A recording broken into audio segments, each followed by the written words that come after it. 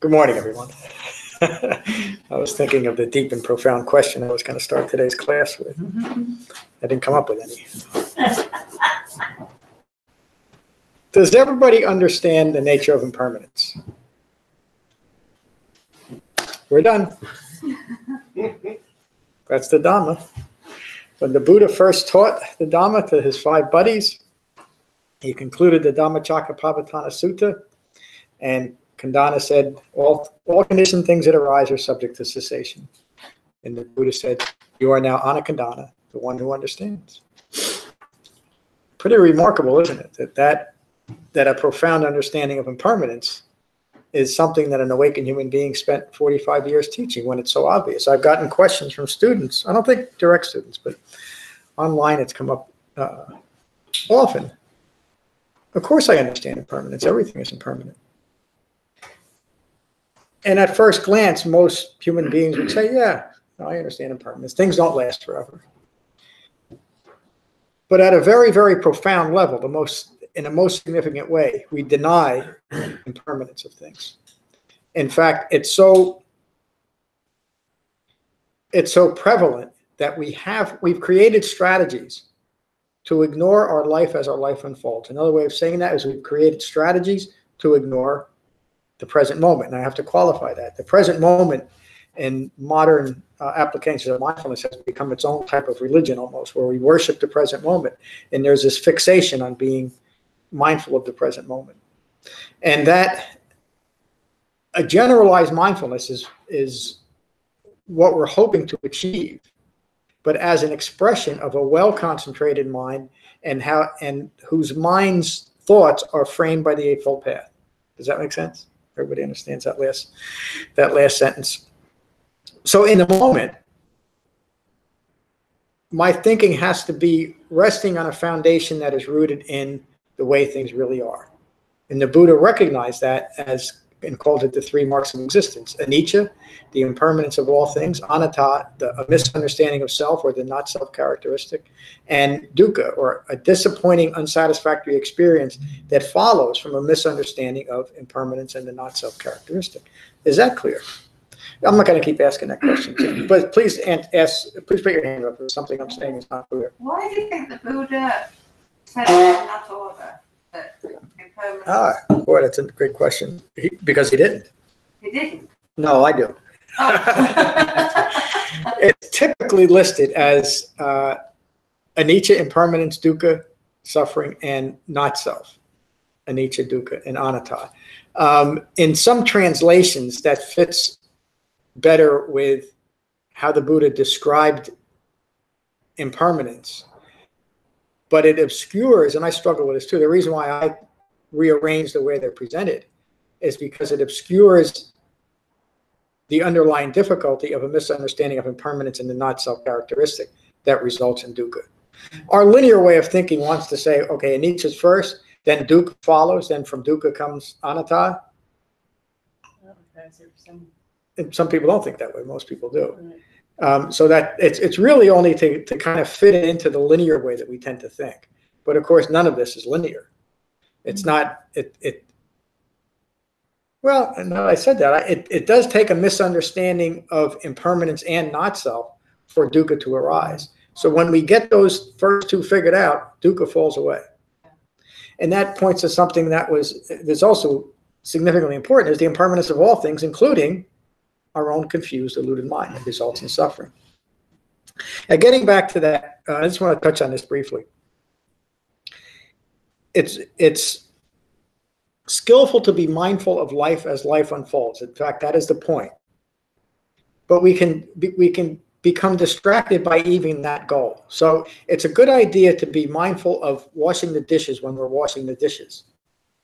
But we can become overly fixated on that, where washing the dishes themselves becomes another distraction.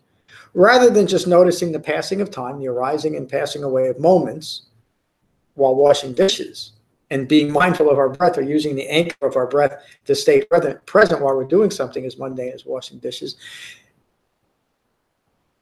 If we create the present moment over being focused on the activity, then the activity becomes more important than the underlying mindfulness. Is that clear? I got to write that down because I'm thinking I've ever said it better, but because it's a hard thing to say. Can you say it again? I can't. I'm just kidding. Maybe it'll come out.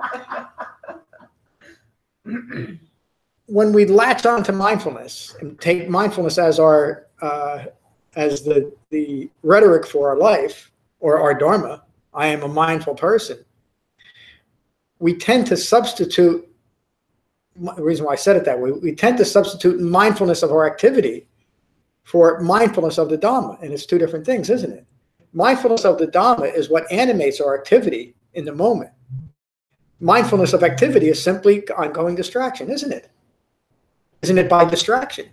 Isn't it by by distinction, distraction? And that is how, in a general way, spirituality has usurped awakening. By substituting activity that looks like awakening for the actual process of changing your thinking.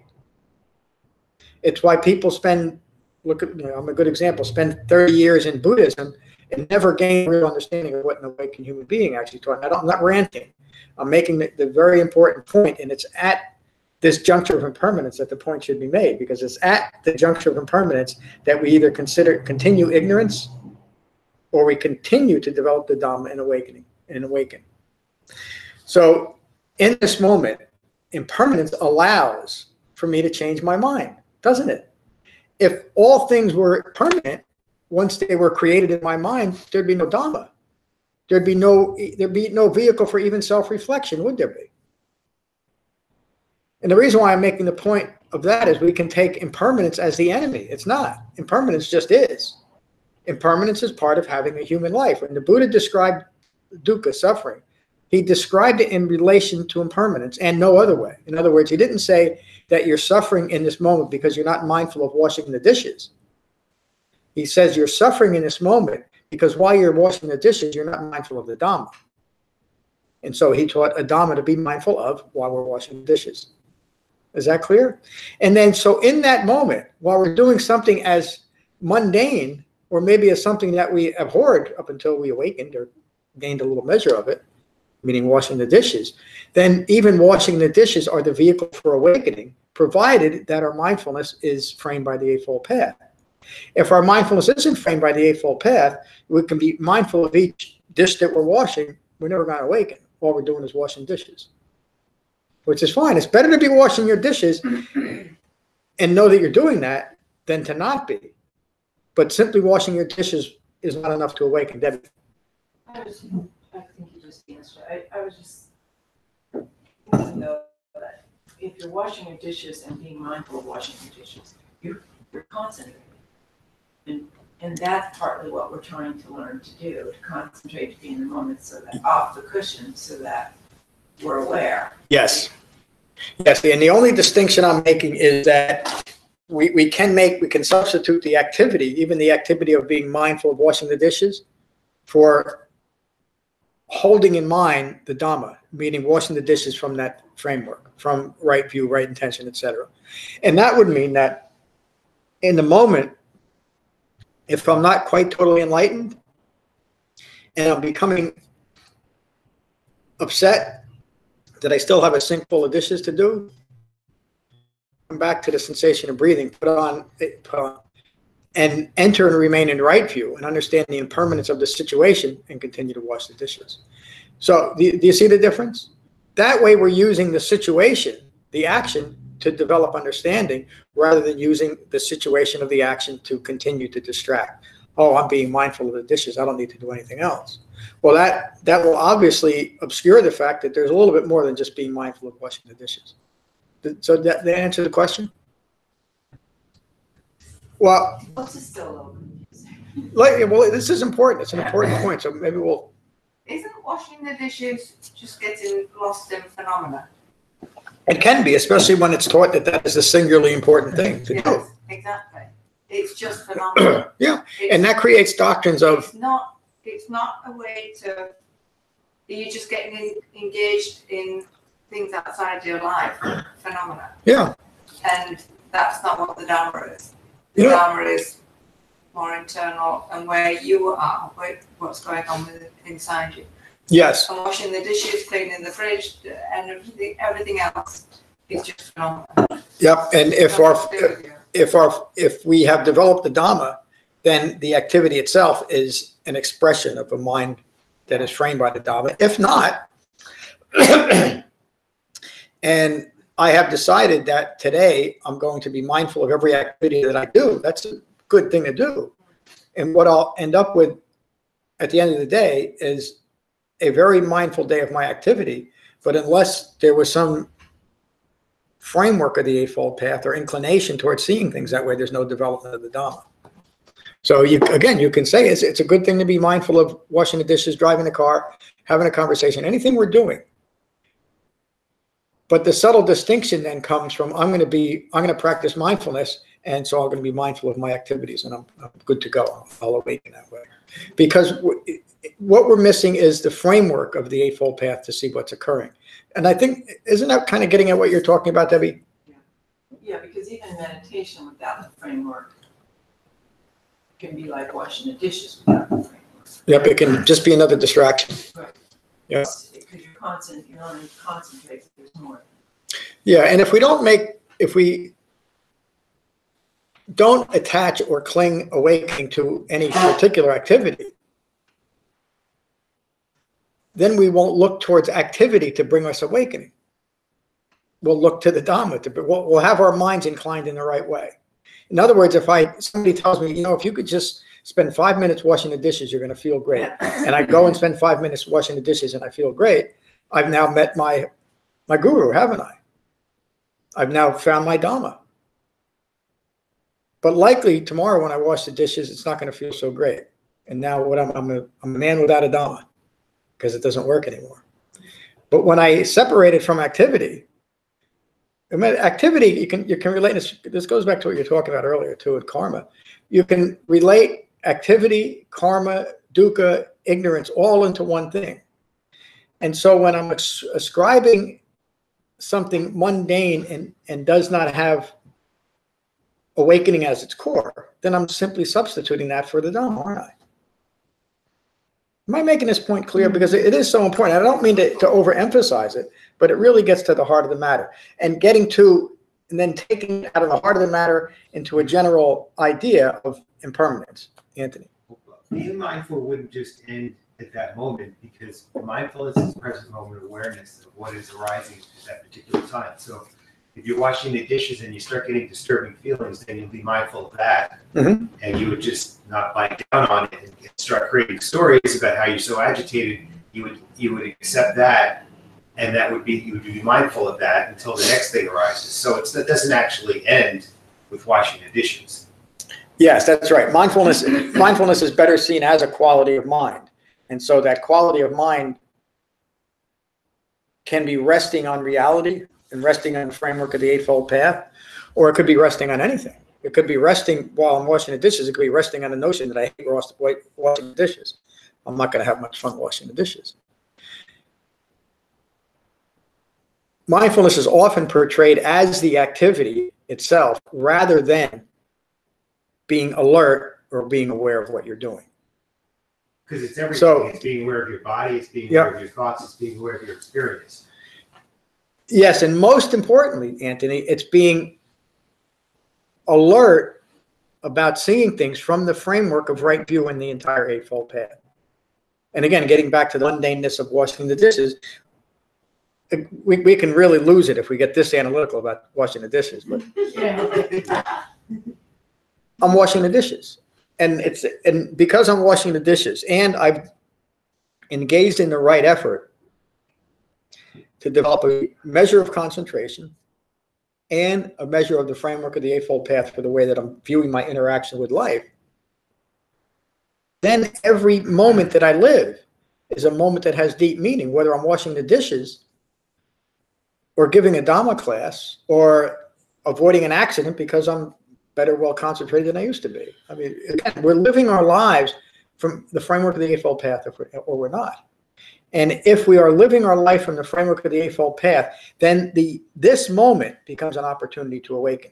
And it's because of impermanence that this moment holds that potential. That's really helpful. Yeah, so let me get to Buddha's words before we want to too long. And this relates directly to Anicca. The Buddha's words, be mindful of impermanence to end conceit. That's the Dhamma. Lorna heard this Tuesday night. Be mindful of impermanence to end conceit. Why is either one of those things important? Why do I care about impermanence, or why should I be so worried about conceit? After all, I'm the most wonderful person in the world, and the world is here for me. Because conceit causes suffering. So if I really believe that way, the first thing that goes against the way that I want things to be is a disappointing moment, and it might even be excruciating in its disappointment. The world is not here for me, and I'm not here for the world. In that way, there's no meaningful connection. And I'm just talking about a philosophical way. I'm not here to satisfy the world's not here to satisfy me. But I am in a world that is impermanent. I am in a world that I have a psychophysical process that I am involved in. It'd be foolish to create a doctrine of emptiness or nothingness and say there's nothing here, because that's not what the Buddha taught. He taught to recognize this process that we're caught up in. In other words, what are we becoming? It's in the title of becoming Buddha. That's why I titled it that way. But I titled it that way because that comes out of dependent origination in the sixth and seventh line, if I remember correctly. What are we going to become in this moment? If our thoughts, words, and deeds are rooted in ignorance of Four Noble Truths, the only possibility we have is to become further ignorant. If we can find something to introduce into the routine of our conditioned thinking that allows me to recognize and abandon that ignorant thinking, or that thinking rooted in ignorance, then I'm inclining my mind towards awakening. I'm using the Dhamma the way it's meant to be used. It's the reason why the Buddha taught a Dhamma. Being mindful of impermanence to end conceit ultimately takes us back to, it's not taking us back because we're not going back to any point in time. It develops the realization that what I'm holding in mind in this moment is going to determine the experience that I'm having in this moment. So again, getting back to the whole topic of the Eightfold Path as a framework for the way we live our lives. If my thinking is framed by the Eightfold Path, in this moment, it'll be a meaningful moment towards awakening. And if not, it'll be another moment that allows for the continuation of ignorance. Why? Because I'm not recognizing the problem in this moment. I'm continuing my own ignorance in order to protect continued eye-making or conceit. Is that clear? I'm really beating up this one line, but I want to make the point. Everybody understands that now? That if you profoundly read it the way it says, if you profoundly understand impermanence, then you will end conceit. Does everybody get that? Why would you? Why would you stop eye-making? Simply because you can't establish a permanent self, at any point in time. It's just a fruitless endeavor. Why would you want to? And maybe going a little bit further with that thought, why would you want to? You don't have to. Whether you insist on having another moment or not, you're going to. And if you don't, who cares? What's most important to understand is that if I tend to the quality of my mind, if I cultivate a realistic mind, the moment takes care of itself. And the rest of my life takes care of itself, save for making the few decisions that we all need to make as human beings. You know, what time do I get up tomorrow? What do I eat, etc. But those are simple, mundane decisions and activities that we frame by the Eightfold Path rather than a self-referential view. Let me continue. When impermanence is understood, it is also understood that none of this is self. Understanding not self uproots conceit. It uproots eye-making. When fully established, release is complete. Remember, those of you that are going on retreat know that Saturday, I think it's Saturday evening, we talk about the Anatta Sutta, where the Buddha talks about this specifically. If it's impermanent, how could it constitute a self? And why would you, these aren't the Buddha's words, why would you describe yourself in relation to something impermanent and then insist that it's impermanent when you know that it is? Look at the feedback loop. When you read the Buddha's description of his own awakening, that feedback loop is obvious.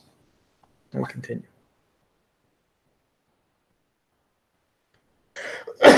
Excuse me.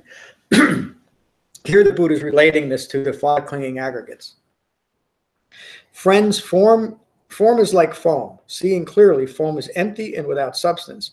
Whether past, present, or future, internal, external, subtle, or obvious, seeing form as it is, like foam on the water, brings wisdom to the well-instructed. Clearly seeing, they become disenchanted with form, disenchanted with feelings, disenchanted with perceptions, disenchanted with fabrications, and disenchanted with consciousness. Disenchanted, one grows dispassionate. With dispassion comes release. Relating release from clinging to wrong views in 2 different ways there. That last paragraph relates directly to the 5 clinging aggregates, or what the Buddha used to describe the ongoing personal experience of suffering. Form, feeling, perceptions, mental fabrications, and consciousness. Ongoing thinking rooted in ignorance of 4 noble truths. Once this is understood, then we let go. Then full release develops. We're no longer clinging to any wrong views. But it's a process the Buddha is describing here too. Even though he's describing an impermanent environment that makes awakening possible, impermanence doesn't imply chaos, and it doesn't imply that we can't develop our direction in our own life. Again, the direction is the Eightfold Path. In fact, impermanence only implies chaos when we're not willing to take control of our minds. In other words, live lives of mindlessness. Then anything can happen. But if we use the framework of the Eightfold Path to rein in our thinking, then we can awaken. You said release in 2 ways. Hmm? Release of Anatta, release of who you think you are. Yep. What's the other one? I probably said Dukkha, but it's all the same thing. Release from clinging to wrong views. It's all the same thing. Anatta is a result of clinging to wrong views. Okay. That's the Buddhist use of the word anatta. It's your views that don't constitute a self, let go of the views. To be very clear that that's not a teaching that the self is, there's no such thing as a self, or the self is empty, or any of that. That's part of the problem. But a very important question. So I think that's a good enough place to end. We've covered a lot already this morning. Next week, we'll spend the 2nd week on this chapter. So if you want to reread it, and then I'll give a talk on the Dhammadinna Sutta, because that's such an important sutta. But let's go around the room and see if you have any questions or comments. Jen, good to see you this morning. Good to see you.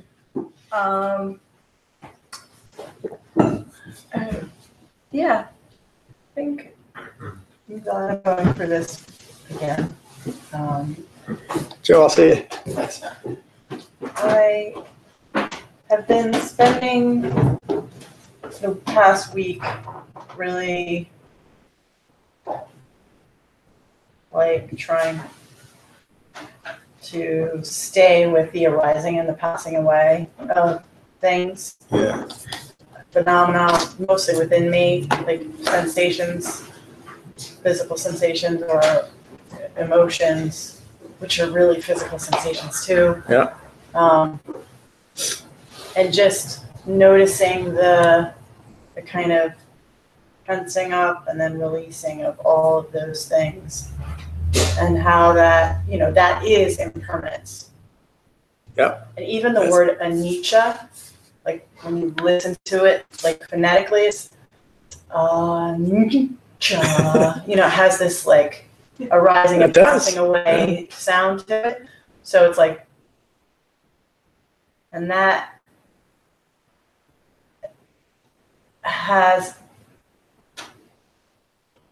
is, if I can see that as it's happening, then I start to notice my reaction to that, whatever it is. Yeah. And sometimes I can actually see it and say, oh, you're just reacting to that sensation. and let it go. And that's been really cool. But in terms of washing the dishes, you know, if it takes me 20 minutes to wash the dishes, I have thousands of sensations that arise and pass away, or thoughts that arise and pass away, or stories that arise and pass away. They're happening, that, you know, 10, 5, 6, 7 fabrications are happening at one time within your own mind. And that, I think that is being mindful while I'm washing the dishes, is just watching that and trying to stay with it instead of, you know, taking a ride on the roller coaster of getting into the story and getting worked up about the story. Yeah. Thank you. And what you're describing in both cases is integrating the Dhamma into what's occurring, which is, you know, it's just what we're doing. And being at peace with it, like you're describing. Well, sometimes I have. Well, but yeah, that it is, can bring peace. yeah, Right. yeah, and just being present with what's occurring is not enough. Being present with what's occurring in the framework of the Eightfold Path is enough. Thank you, Becky. Good to see you this morning. Good to be here, John. So happy to be here.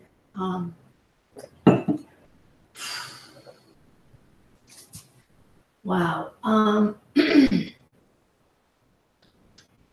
I guess this past week for me has, well, 2 weeks because I wasn't here last week, but is mostly,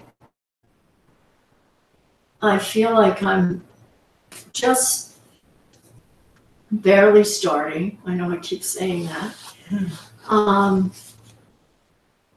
But I think by trying to be mindful, by realizing the fact that mindfulness is a thing and I know how to do it, but most of the time I don't do it because I haven't practiced enough to make it be something that is sort of always there when I'm responding in my conditioned, distracted way. It just doesn't always, you know, it's like after, I should have been mindful, but I wasn't.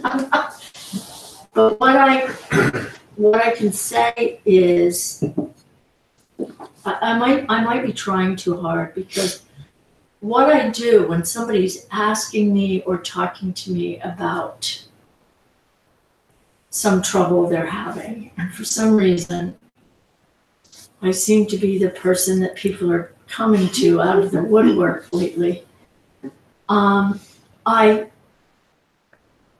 have trouble responding mindfully. And I just feel like I just don't know how to do it. But I have learned a lot about, I am learning a lot about myself. And I think that maybe I need to have a little bit more of a grasp on myself and on my conditioning in order to be mindful when I respond to people who are sort of unloading in a way, or, you know, I want to say things to them that I know they want to hear, but it's not really the thing that's going to help them. Mm-hmm. And it's really hard for me not to just do that. Really hard. But at least I'm seeing that, which I never did before. I never would have before. I even saw that. So that's my 2 weeks. That's great. And Very I've been profound. I've been meditating. So Yeah, and I've been doing right effort. you are, and you're reaping the rewards. That's it's a fairly subtle understanding that we come up against. You know, we become effective in helping other people with their life situations because we understand our own now. As we understand our own dukkha, our own suffering, we understand other people. And it's also wise to understand that up until that point, it's difficult to be really helpful because we don't know what we're doing. So all that we can really do is to be present with people. And that's before awakening or after awakening, is to be fully present. It's hard to do, though, when you have a self-reflective mind, when you're always seeing things in the view of how do I stand in this situation, rather than being selfless. That word fits right in there, and being fully present with someone. But it's a process of recognition and acknowledging as we're developing the Dhamma to see it. You're describing it beautifully. That's what it takes. Thank you. Thank you. Kevin, good to see you. Good to see you. Nice to be here, everybody. A couple of things were coming to mind when we were talking about activities, and it's as if, you know, we cultivate the mindfulness and bring the mindfulness to the activities where instead of, or as opposed to the activities bringing us to mindfulness. Yeah. And that process of emptying the initial ignorance on our cushions and you know, throughout our daily lives, if we're losing that mindfulness, it seems that it's an abstract thing. We can't, but we've learned it, and it's very early on, and it's as simple as recalling the 4 foundations of mindfulness. Then you're practicing what you're cultivating every day. And that's the simple reminder of being mindful of breath and the body, mindful of feelings, mindful of thoughts on feelings, and then mindful of the quality of your mind. If you can check in with that when you can and practice that, it's sort of the travel version of the Dhamma when things are getting wild out there, and it's going to happen. Someone cuts you off, someone's talking to you, asking you something, but we could all practice that a little better. So it's there. It's just we almost forget it when we get so far down this path, and we're talking about Anicca, Anatta, and Dukkha. We forget that rests on those 4 foundations. Yeah. Wow. Thank you for saying that. Yeah, it does. That's why the Buddha taught that. And when he describes the application that comes from a well-concentrated mind, it's not distracted by its own feelings and thoughts, and we're able to hold in mind the Eightfold Path, like how the Buddha described while you're washing the dishes. Yeah, that's it. Being mindful of the Dhamma within activity, not making activity be the Dhamma. There's a really significant, subtle, but powerful difference. Good to see you, Lauren. Good to be again. I think I'm beginning to see more and more the fact that I am maintaining my own ignorance. And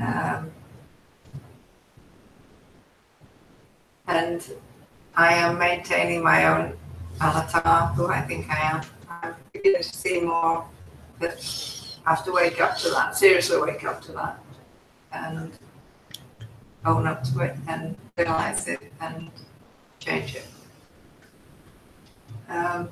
So that's sort of one thing I was thinking. And then there's an advert running on TV.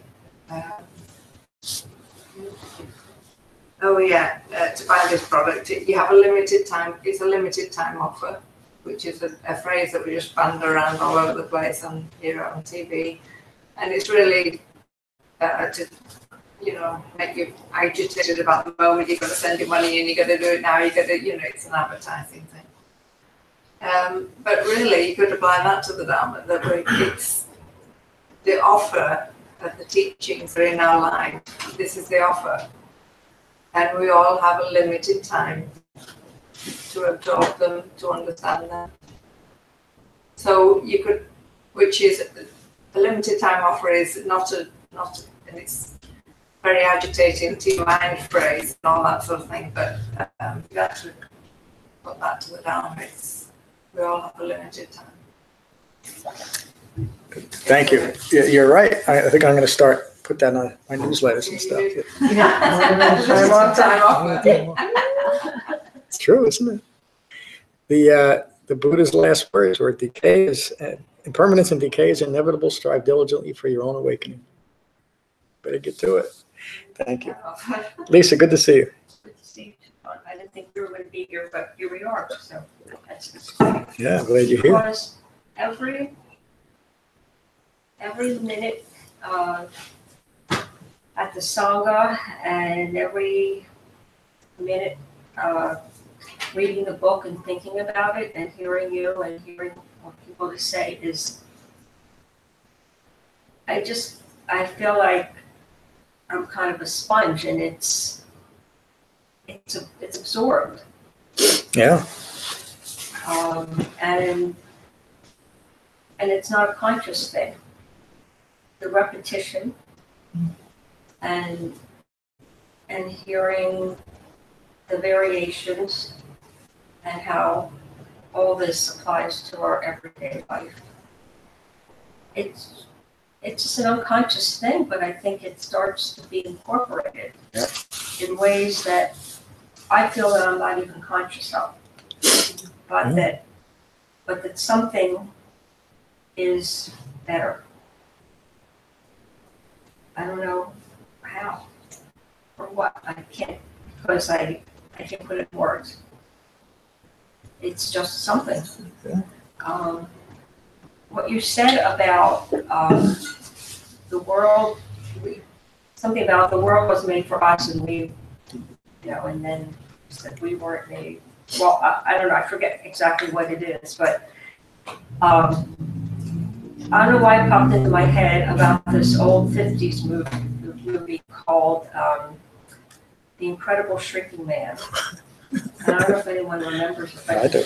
I guess the last time I saw it, which was many years ago, I just caught it on TV and caught a part of it, or maybe I saw the whole thing, but I felt it was incredibly cosmic and existential, because at a certain point he was invisible, but he was, every second he was becoming smaller and smaller, and it was, he needed to accept that.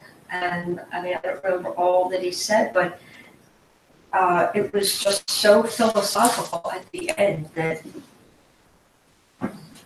how we fit into this world. We feel like we're pretty big, but you take a look at the universe and we're not. I think, religion has turned it all around and said that, like, we're the center.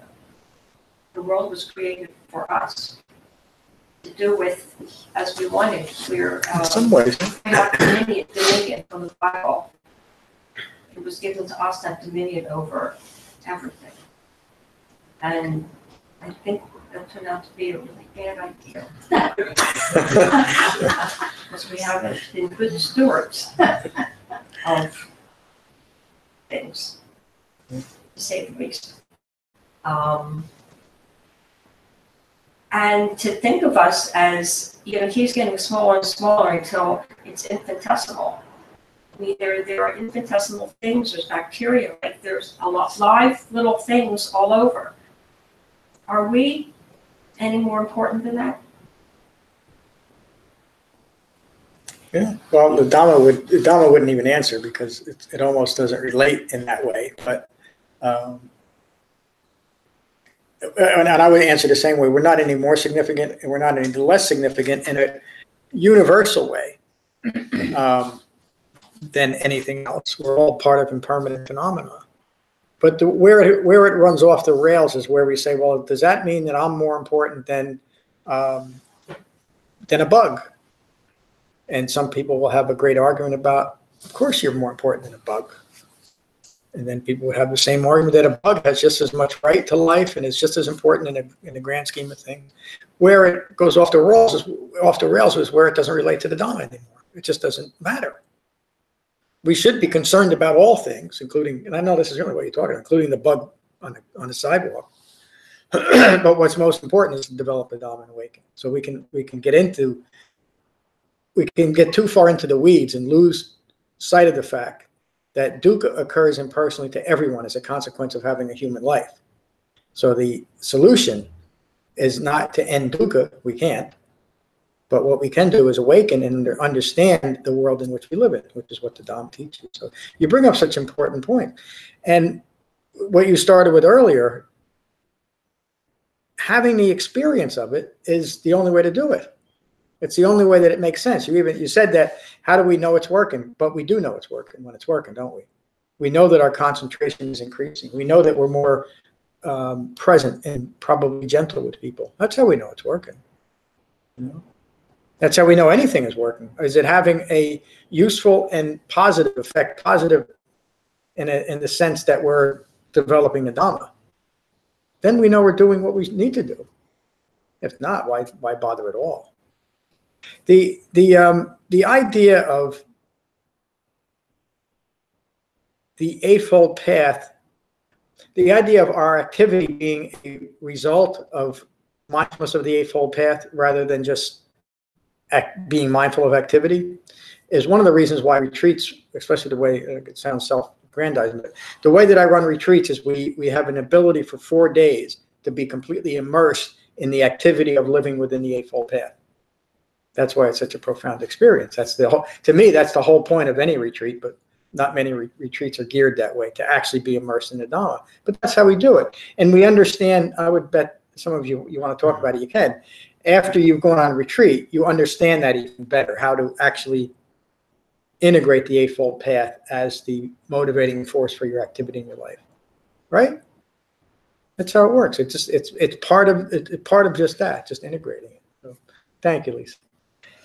Good morning, my friend. How are you?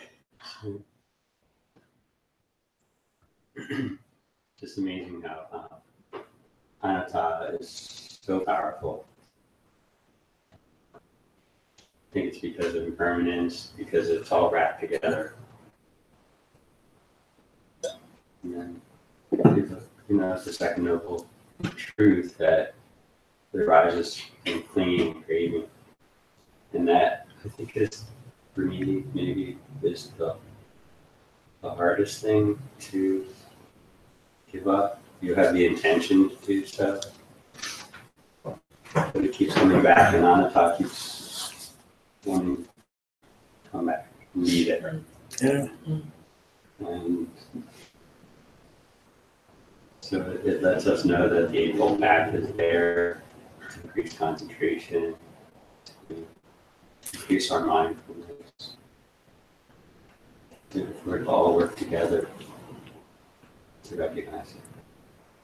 Yeah. It's just what you say, but it's just, I think to me, when you talk about this, it's so big how powerful I can be for us. Yeah, thank you for saying that. The longer, I'm very fortunate to have the perspective that I have from this seat. I don't know if the right word is surprise, but the biggest surprise in what I've gained an understanding of that I didn't have before is the nature of ignorance and the nature of anatta, and how powerful these strategies we've created to continue wrong views. I mean, and that's why I say continue. We have to be gentle with ourselves. But it doesn't mean that it's insurmountable. In fact, it doesn't even mean that we should, at times we can take on this air of almost a grim determination because it looks like such a difficult task and such an immediate task. But we have to remember, like the Buddha just said in these talks, what we're up against or what we're coming up against is like foam on the water. There's really nothing there except our own conditioned belief that there is something there. As we let go of these things that are holding us back from awakening, it's at that point that we realize they are like foam on the water. There's nothing there. But in the immediacy of the struggle, it seems like the hardest thing we can do at times. And what do? We continue with the right effort, continue with the practice, continue to be gentle with ourselves, and continue to take refuge in that we can actually do this, that it is doable too. Thank you. Anthony, good to see you. I was thinking when we were talking about the importance of being present and mindful, that it really is part of a very important feedback loop, because when it's almost like a computer system, like if we're a computer and our mind is the software, if you put a lot of malware in there, you can crash a lot. And so I think that, and I think there's a benefit to also celebrating and recognizing the other part of that loop that we criticize so much. Is because if you're, when you're not present, your mind could be daydreaming and going into a lot of different things, and we can be very critical of that. But I think if you're putting the time into the practice, the other part of that is very valuable, because if you're well concentrated, your thoughts aren't going to be so rambling and distractive and negative. And I've had some of the most profound creative thoughts when I was sitting on the cushion that I'd have to get up and write because it related to cases or something that I'm working on. So I think it's also important not to be too critical of the daydreaming and that feedback loop, because it's established through this practice, and it's also a very important part of how we live. I think we tend to underestimate the value of daydreaming and the creativity and wellspring of inspiration that comes out of that. So I think we also need to celebrate the other part of being present sometimes. Oh yeah, thank you for saying that. As we develop our concentration and the refined mindfulness of the Eightfold Path, our creativity just naturally increases, and that becomes a very meaningful part of our life, whether we are involved in creative endeavors such as art, etc., or just learning creative ways to live in this moment. It all becomes a powerful effect of living your life framed by the Eightfold Path. Yeah, and daydreaming is almost like lucid dreamings. In that way, because you now gain control of your daydreaming, and there's a purpose even behind that. Yeah, and it avoids that's why I say, I know you hear it all every time you come here, why it's so important to be very gentle with ourselves, not judge even those times when we find ourselves daydreaming while doing the dishes. There's no value in beating ourselves up over that either. Come back to what we're doing. Glad you're here. Hey, good to see you this morning. Thanks, good to be here. Lots of thoughts as we're going around the room. I guess trying to keep in mind what I wanted to talk about. I'll do the best I can as I get a little scrambled. But I guess as to self and I making, our whole society is about that. You know, the car you drive is your identity. The clothes you wear is your identity. The cell phone you're carrying around is supposed to be your identity. The people in the room here, they're seekers. They're trying to do better than that, and hopefully are past that. But it's hard because our whole society is all about stuff, and identifying it through material stuff.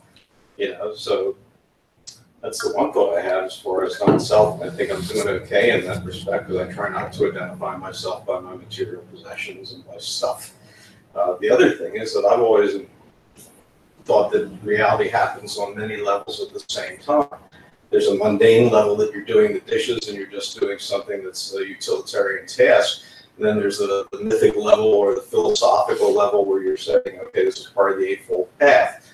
And you can compartmentalize your life like that.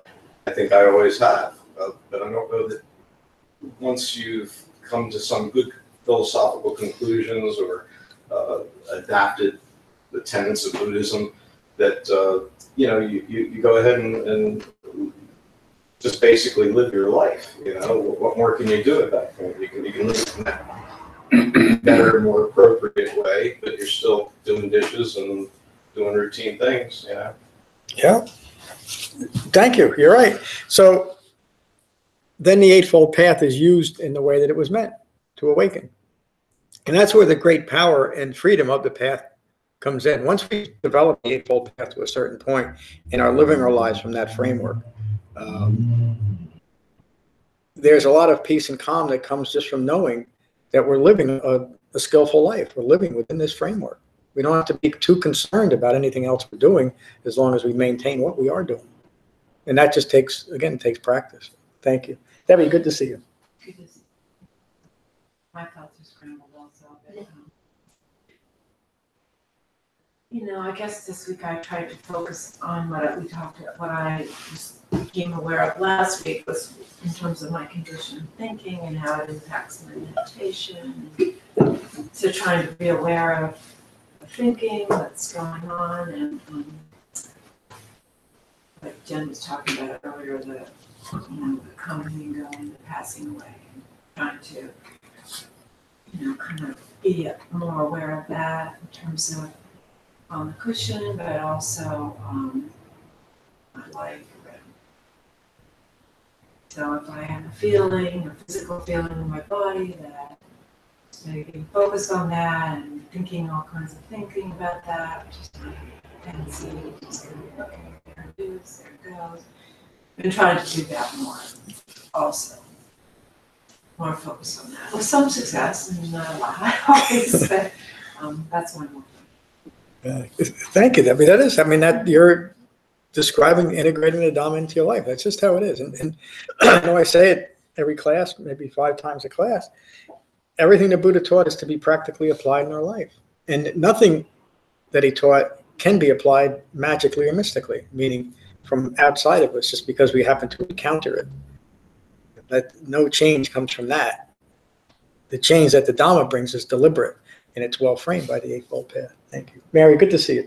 How are you? I'm a little muddled. I can understand how one would want to awaken because it would make one's life a lot simpler, and I guess in a lot of ways makes you more effective in anything you do. But in some ways, I think when I look at striving to awaken, isn't that the ultimate in I-making? To make yourself awaken, and it's somehow I have it all turned around and thinking that it's going to make it all about you, but I just have a problem with that making it all about you. I can understand that everything is impermanent, and you see something that's happening, and you know it will be impermanent. But I feel like, especially in today's climate, that I need to do things to make some things not be permanent. Like the mindset of people out there, and it's not permanent, and I can't. Yeah, I suppose it is impermanent that people feel helpless sometimes. Like sometimes they do, but it's hard to sit back and not try to change what's going on. Yeah. You bring up a very subtle but important point, Mary.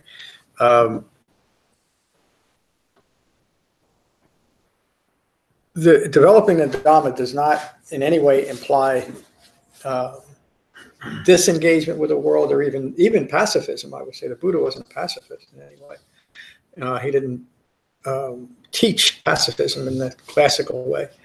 And you're absolutely right. There's a lot of difficulties in the world, and it seems like probably more now. It seems like the world situation or the global situation is increasing in intensity. Maybe, maybe not. I don't know that really matters, but it seems like that. And since it seems like that, it's more and more of a distraction. The more intense it gets, the more of a distraction. I must be doing something right now. The Dhamma teaches us that the difficulties in the world, whether they're intensifying or not, are part of the First Noble Truth. Part of having a human life. There is going to be dukkha, there's going to be competitiveness and aggressiveness, there's going to be power struggles, there's going to be violence, there's going to be beautiful sunsets and fine smelling babies, there's going to be all kinds, there's going to be the whole gamut. When we start taking things personally, then we start picking and choosing over what's acceptable. A newborn baby over an atomic bomb. It's a pretty direct and easy choice, isn't it? But by thinking I have a choice, I've immediately created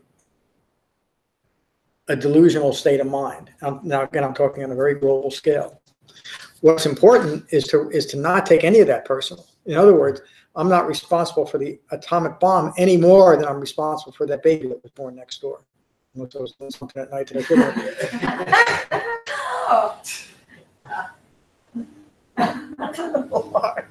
I don't even know what I was thinking. That's really thrown you. Yeah. He's thinking. Yeah. It doesn't, well, by taking things personal, I can get distracted by thinking that I can change things in a personal way.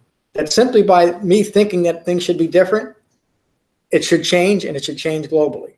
And that really becomes the problem, because it's what I think. One can change what's going on out there. I mean, we're seeing it with those kids in Florida. Oh, yeah. Well, but that's what I'm saying, though, Mary, is it doesn't, it's it's thinking that because I think something should be different and it should be done now, is insisting that it be done now and creating further discord when it's not. So, and again, I don't want to get into a modern day political discussion, but there it is in front of us.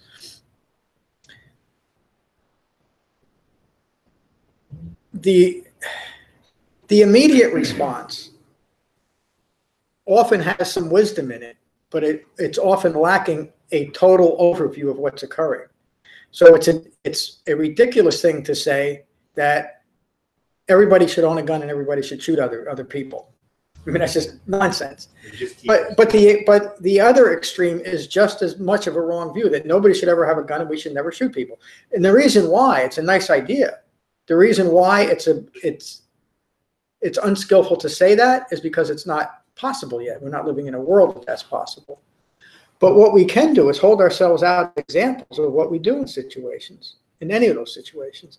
And I think that we can be much more effective in changing the world in a meaningful way by having the example that we give to the world be framed by the Eightfold Path. Because then we know that there's no I-making. There's nothing that I'm taking personally in this.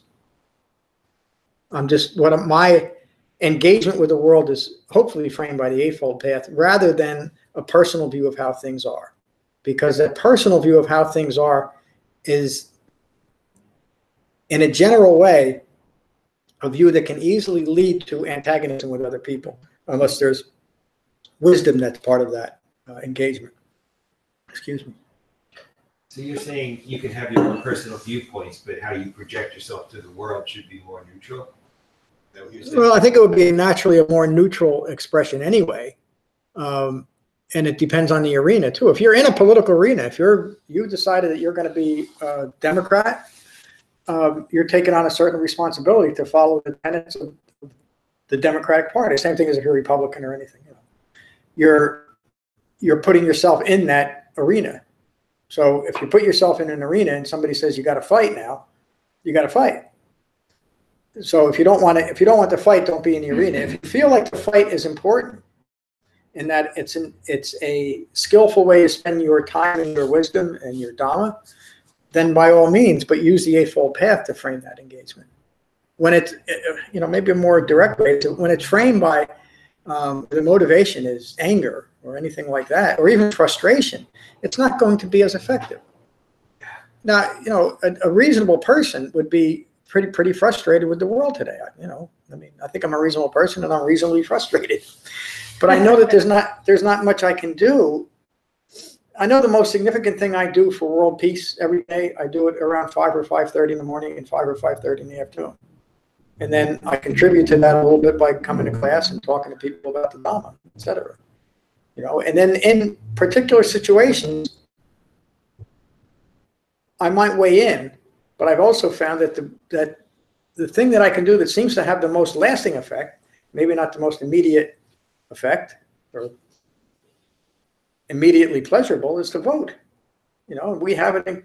Again, it almost sounds cliche to talk about this anymore, but to me, that this system that seems that everybody wants to beat up and tear apart and throw out as totally useless has worked pretty well so far, and there's a lot of good tenets of it, and a lot of good have come within the framework of it. It's not perfect. There's Dukkha, and I'm talking about the United States government or our system of government. Dukkha is part of it, right? It has to be. Dukkha occurs. It couldn't be a worldly system if there wasn't some aspects of Dukkha in any governmental system. Well, I'm really going on your question here. No, but I can understand it. And it's helped me put things more in perspective in terms of, shit happens. Yeah. We see that all the time. And you accept that it happens, but you don't have to sit back passively and not do what is in your power to try and change it. In other words, get out there and vote or protest or whatever. Yeah. Oh, yeah. And you'll just be more effective. Yeah. I don't think I would ever, just to throw it, I wouldn't think I would ever endorse a presidential candidate in this room sitting on this seat because it's wrong for me to do it. But in situations, social situations where I think people are, it's not just a political argument, because I avoid those like the plague. But if I think I can actually do some good, I might make some suggestions towards people that at least have their thinking inclined in a certain way. I've yet to see a fully awakened candidate yet, but you know, Yeah. but since there isn't, you kind of have to think, what is this person likely going to do, rather than what do I think they're going to do or hope they're going to do. You know, we're getting into something. I can't imagine somebody fully awakened running for office because they never have too much wisdom. I think you might. I think you would realize that you're probably more effective not in that position, because you really, again, you join a party, you're part of the party. You know, you join the fight, you're part of the fight. You have to fight. You don't have any choice. The Buddha literally changed governance to this day, but he certainly affected it in a very profound way during his lifetime without ever running for office. You know, it was because of his wisdom that leaders talked to him. But Mary, I understand the problem. It's a common problem. It's even thrown out there. People just don't understand what the Buddha was teaching, that it's so selfish to, what's more, how could you be so selfish to just sit on your cushion while other people are starving to death? Well, you know, you don't understand what you're talking about when you say that, because me sitting on my cushion, I can have a real positive effect globally by simply not contributing to the suffering in the world. Even if it's at that minute level, that's huge compared to most people, that at least I'm not contributing to the suffering in the world. But it is a problem. And the problem is rooted in a misunderstanding of Four Noble Truths, rooted in ignorance, or people wouldn't act this way. So that's an important question.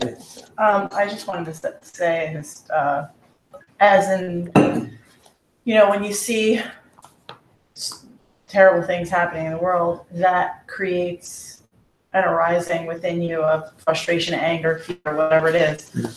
If you are then responding to that immediately and saying, okay, these are all the things I have to do about it, and I don't have time to sit down and meditate for 40 minutes a day, that's an extreme view. You're saying that you have to choose either fixing the world or awakening, and it's just not like that. There's a middle way there of, yep, I can do both. I'm going to be more effective if I take care of myself and put my oxygen mask on first. So it's just, yeah, absolutely. That's what a great way to say it. But I put the oxygen mask on yourself But that's first. what we do. I mean, I do it all the time. I'm like, I have to, quit my job and just go fix the world. Yeah, and it can't be fixed. The important thing to remember there, and it's not to get despondent or even too far disengaged, is that dukkha occurs. As a consequence of having a human life, every human being is prone to confusion, deluded thinking, and ongoing disappointing experiences. And I am not responsible for in a general way, I'm not responsible for any of that, except as I contribute to the world's suffering. And I'll do that if I continue to engage in the unskillful aspects of the Eightfold Path: wrong speech, wrong action, wrong livelihood. And it really is that simple and that direct. But the opposite is also true. The great hope for this world is that we awaken. Even though it's a long shot, it doesn't mean we should give up on it. And I think personally, I think it's the only chance that we have. That being said, I don't know that it's necessarily true that it will happen, meaning the Buddha never saw himself as a savior. He never taught the Dhamma as a salvific religion. But whatever choice do we have? Whatever choice do we have? And this is the only thing that I've come across that teaches radical responsibility along with everything else. We can't escape anything that we're actually responsible for. But we also don't take on things that are unrealistic. That will just be another distraction. We don't take on the idea that I can save the world, because I can't. I was listening to John Kabat-Zinn yesterday. He was talking about how mindfulness gets expanded. You can expand it into every realm of your life. So you can be environmentally mindful. You can be politically mindful. And he was talking about the current political environment. And he said this is just in a time where our will is being tested, and we have to approach this mindfully and understand that this is what we have, and we can't get angry about it and contribute to it. Exactly what we're talking about. Oh yeah, yeah. You just have to understand that this is where we are in society, and I really personally think that the pendulum always swings, and if it swings high enough one way, it goes back the other way. Well, yeah, and that's just what's happening. Was a product of what happened in the 50s. Yep. You know, the conformity people had, and people were just getting tired of that. And I think people are getting tired of the current political environment. So I think we're going to see a swing back. But I like to be optimistic. Yeah, no, we are seeing. I think we are seeing a swing back. And I'm going to leave it at that. But that's really what's happening here. And so that what does it mean? It means that as a voting society, which is a smaller percentage than society itself, as a voting society, we have been moving in a certain direction, and that's concerned a good number of people who are trying to pull us back into another direction. That's called democracy, folks. That's called living in the world. And the extremes that are expressed are the same extremes that have been expressed my whole life. There's nothing new in that rhetoric. It's just who do we think has the most power now is what. So,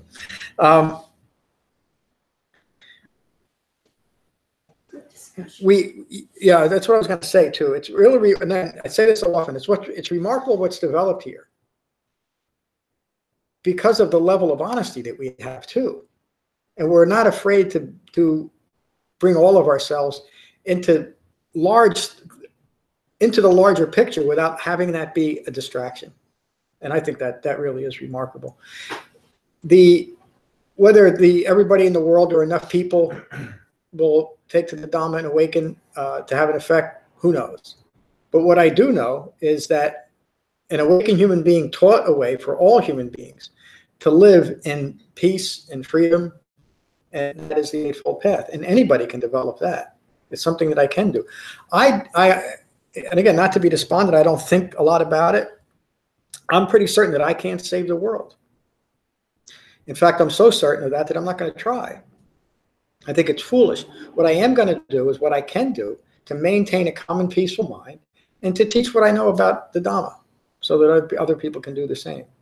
When it's time to act in a certain way or engage in a certain conversation, I do so.